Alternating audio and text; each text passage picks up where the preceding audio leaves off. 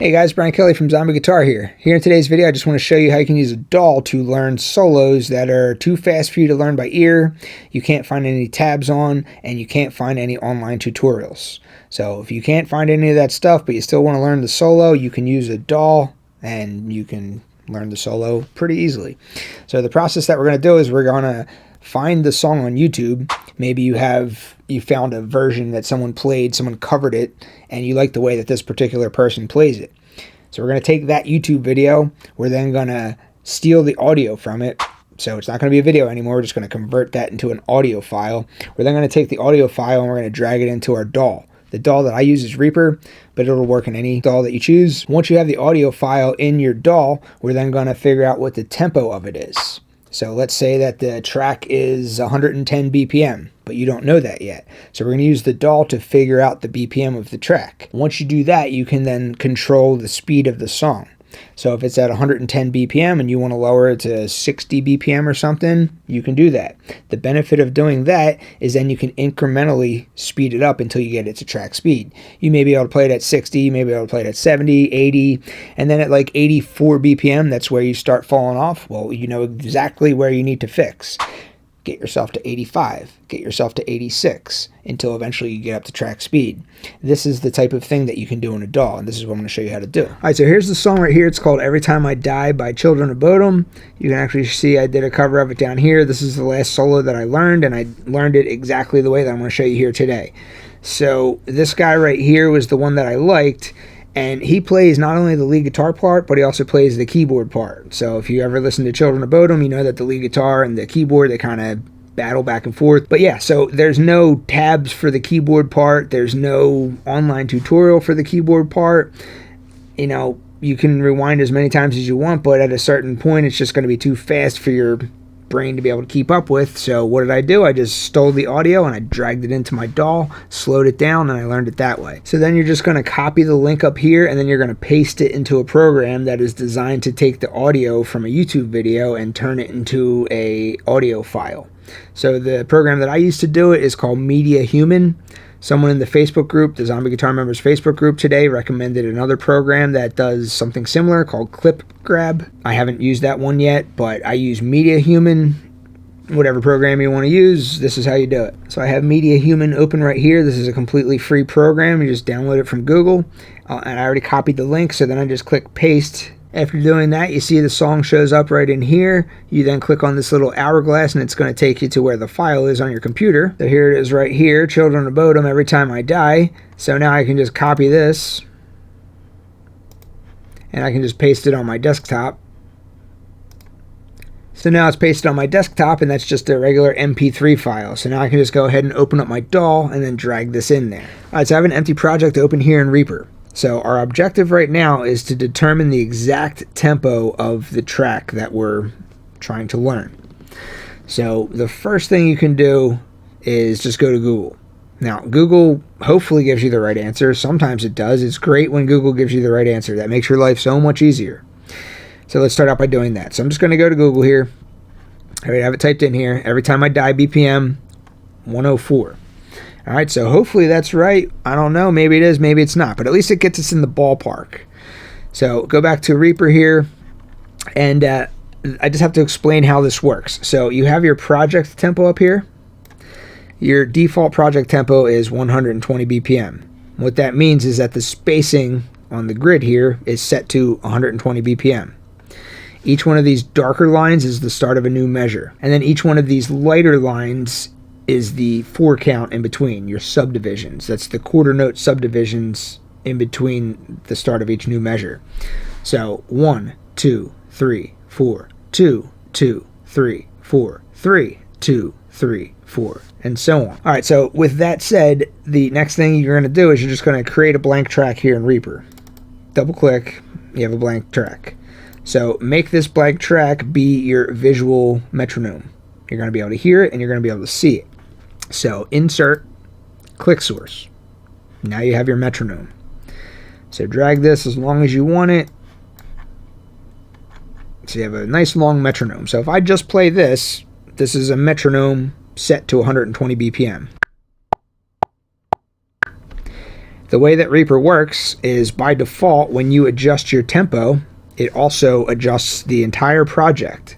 So everything that's in the project, if you have 20 tracks in the project, it's going to shrink or expand everything according to what you set the tempo to. So if I want to listen to a click track that's at 100, say, it's going to kind of stretch everything out. So this is what 100 sounds like. All right, so adjusting the project tempo up here affects all of your tracks. That's very important because once we drag our track in, you're going to want to disable that at first. Now we just go ahead and we create a new track right here. Double click, new empty track. On this new empty track, we're going to insert media file. And here's the song that we just downloaded to our desktop. You can kind of move this around to wherever you want. I want to kind of have this right at the beginning. So I want to zoom in right here. There's this space right here that we don't really need because the song starts right here.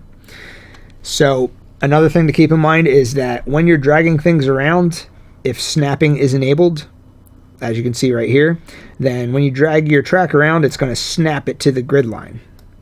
You can't kind of just plop it somewhere in the middle here. All right. So what I'm trying to do is I'm trying to get the very start of the audio file to land right on a grid line. And you can't do that when you have snapping enabled. So I'm just going to disable snapping. Now I can kind of move this around to wherever I want. All right, so I'm just going to put this right at the start of one of these measures. So I'll put it right here at the start of measure 2. Zoom in some more. That looks pretty good. Now keep in mind, we're just trying to get close here. So if you're not 100% dead accurate, it's not going to be the end of the world. You're just trying to make a training tool for yourself. That's it. All right, so I can line this up and, it looks close enough, So let's test. Let's see if the tempo is 120 BPM. So let me turn this down a little bit, turn the volume of the track down, that we can hear the metronome. So let's hear. How's this sound?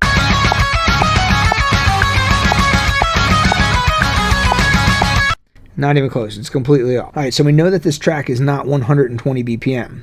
Google told us that it was 104, so we could try that next. But keep in mind, if you go and you just change this to 104 BPM, it's going to change the speed of everything. It's going to slow down your track. It's going to slow down the click track. The click track is going to actually be 104 BPM because the click track is aligned to the grid, We don't know what the tempo of our song is. So the song wasn't actually 120. So if we slow down the project to 104, it will slow down the song, but that doesn't mean that the song is 104. That just means that we slowed down the song by 16 BPM. So I'm just going to get rid of this click track right here. So we just have this for now. So if you just want to slow down the track and you don't care about what the BPM is, it's easy. Here you go. Here's the track. If I want to slow it down to 104, if I want to slow it down to 80, that's easy. You can do that, but it's not actually 80 BPM. It wasn't actually 120 BPM to start. We don't know what the BPM is, therefore we cannot use this as a training tool to program our brain to find our BPM sticking point. So let me just set it back to what the default was. Now we're back to normal. The default was 120. This track is what we initially brought it in at. So what we have to do is we have to separate the track from the project. That way when we go and change this, it doesn't affect the track speed. The way you do that is you right click on the track, you click on track time base, and by default it's set to the project time base. That says this track is going to do whatever you tell the tempo to do. If you set it instead to time, now your track is not going to be affected by your tempo. So here's the speed that we started out at. I can make this whatever I want, 60. It doesn't affect anything. So now this is independent of the tempo. So let's go ahead and create another track. This is going to be our click source again. Insert click source. All right, so make this click source go all the way to there. All right, so now the objective is I'm just going to try random numbers until I find the one that works. Again, this is not the only way to do this. You can get more accurate with things, but I'm not trying to create a professional quality recording. I'm just trying to make a training tool that's going to help me learn this solo. That's all I'm trying to do. So Google said it was 104. All right, so changing the tempo to 104, it changed our click track because our click track is aligned with the project grid, but it didn't affect the song because we told Reaper not to do that. We said we don't want our song to be affected when we do the tempo change. So now we can just test. So we can kind of just drag this to the start of a measure here. That looks pretty good. Like I said, it doesn't have to be exact. This is just a training tool.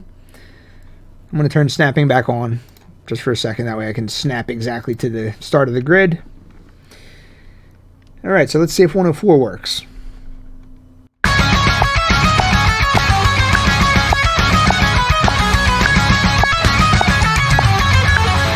It doesn't sound quite right. 104 seems off. So Google said it was 104.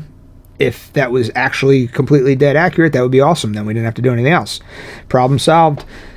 But we still have to do a little bit more work because that wasn't accurate. So let's try 105. Let's see if that works. Again, drag this to the beginning. Get that right to the start of the measure right there. All right, so let's see if 105 works.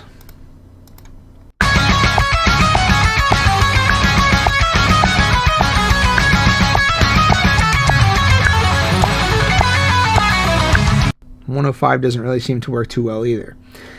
So you can just keep trying.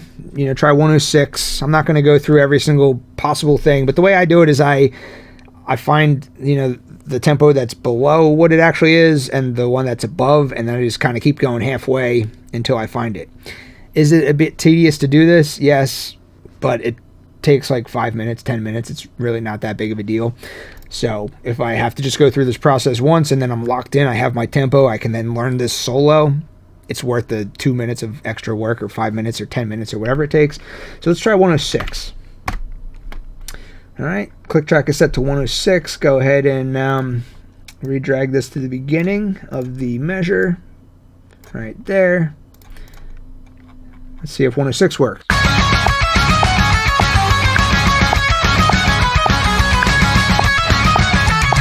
106 seems off too. 106 seems too fast. 105 seems too slow. Sometimes it's not always easy to determine if it's too fast or too slow, but I don't know. Just do this enough times and it starts to get easier. So let me try 105.5. All right, so let's see if 105.5 works.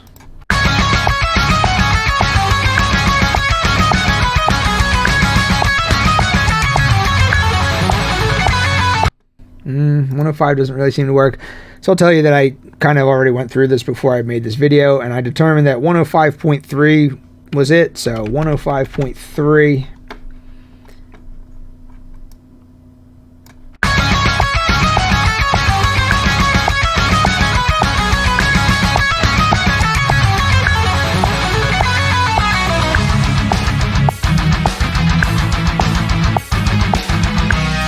So 105.3 isn't exactly right. Maybe it's like 105.32 or 105.337 or some weird number like that. 105.3 is close enough for what I'm trying to do. All right, all I'm trying to do is just learn this solo, and I'm just going to learn it section by section by section. So if 105.3 is good enough to get me 4 good measures, that's all I care about. So now all I have to do is I just have to go and undo what I did before and tell Reaper to say, hey, every time I change the tempo of the project, I also want you to change the tempo of the song. That way, when I slow down the song from 105.3 to 70, then the track is actually going to be 70.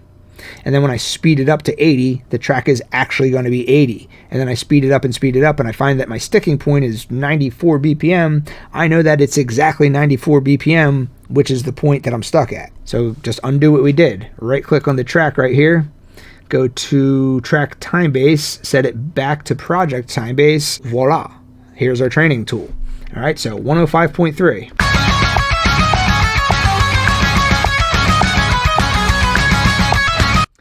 All right, so I want to start practicing the solo at 80.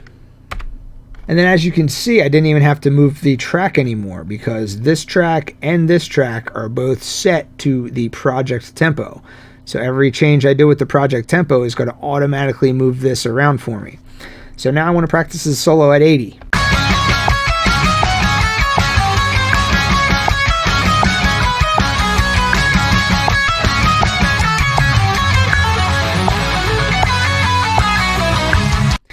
So I'm doing that to indicate the new measure, but you can see that it's pretty close, you know, it's pretty close. I can practice 4 measures at a time. 80. Okay, I got the solo down at 80. Cool. I'll work my way up. 90. Easy, no problem. 94. Nah, all right, now I'm starting to mess up at 94. Let me dial it back down to 92. All right, so now I can play it at 92. So now I know what my exact BPM sticking point is. I have to work to get past 94. That's it. And then finally, we can go ahead and we can add a third track, which is going to be our guitar track, which is going to be the one that has the amp simulation software. If you're into amp sims, that's the greatest part about amp sim is you can just do everything right here. You know, I'm jamming with the band. I can pop the headphones on. I can independently control the volume of my guitar or the track or the click track. And with the headphones on, I'm just like immersed in the music. So that's why I love working in a DAW. So just go ahead and create another track. Go ahead and add your effect. VST3 is where your S gear is going to be. That's the amp sim I like to use. Set it to preset that I like. I like this Plex Monster preset. And then once I click record arm, now I have my guitar.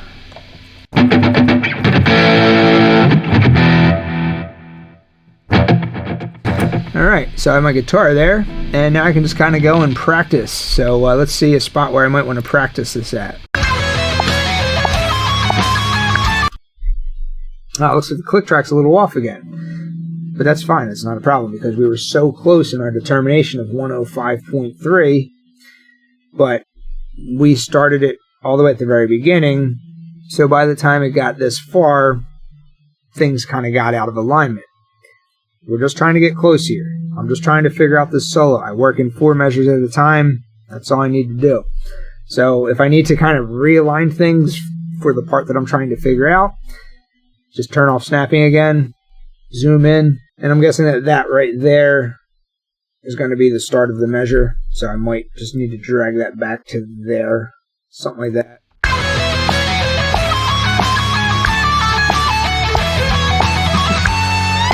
Alright, so that gives me a good 4 measures at a time. Turn snapping back off.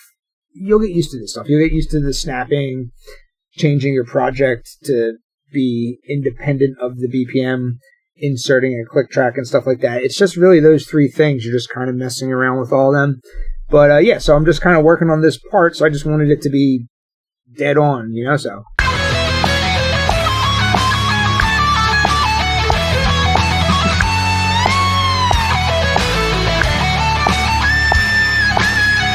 Alright, so that's 4 measures where everything was lined up.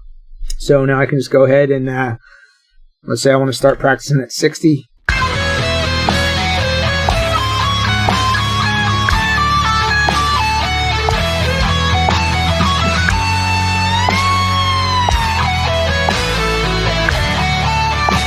You see, it's still lined up. Everything's fine because we made those initial adjustments in the beginning. So now I can practice this at 60 BPM. I can kind of jam along with it.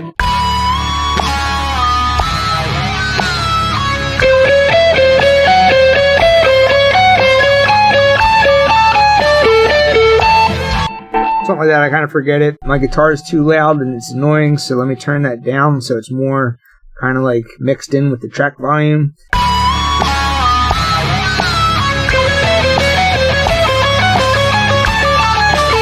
You see what I'm doing here? If I have my headphones on, I'm completely immersed with the music. It's my guitar and then the music that's playing. If I'm playing with a backing track and the backing track has the guitar taken out of it, same thing. I pop my headphones on. I'm now the lead guitar player of the band.